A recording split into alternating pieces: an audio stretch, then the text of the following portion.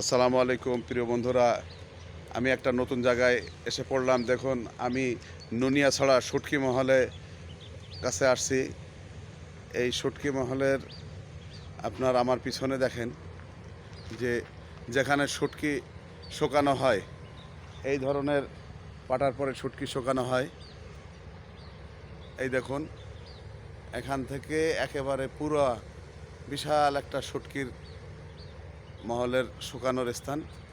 এখান থেকে শুটকি উৎপাদন করা হয়। এই শুটকিগুলো আমাদের বাংলাদেশে চলে না। এগুলো অনেক দামি শুটকি তৈরি হয়।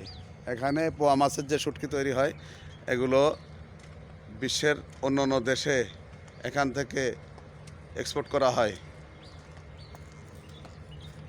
এইটা নুনিয়াছড়া সেই শুটকি মহল।